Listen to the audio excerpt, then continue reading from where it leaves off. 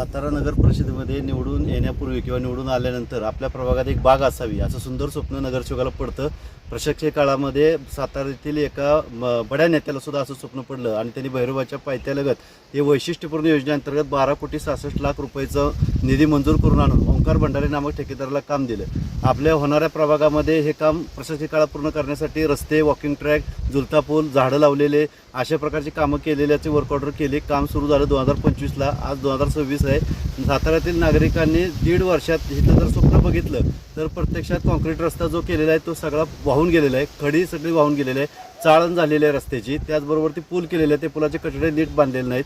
झाडं लावलेले आहेत. वृक्षारोपण, वृक्षवल्ली, आंबा, सोयरी आणि बांबूच्या काट्या लावलेल्या आहेत. आणि ह्या जे पैसे जे 12,66,00,000 कुठे गेलेले आहेत त्याची चौकशी करावी.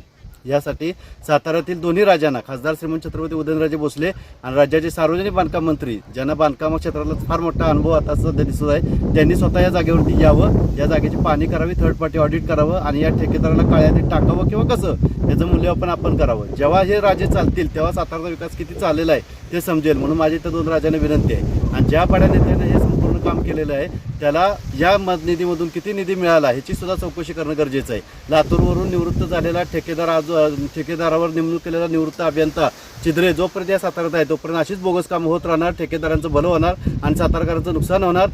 घरपट्टीच्या माध्यमातून जमा होणारा निधी असाच वाया जाणार.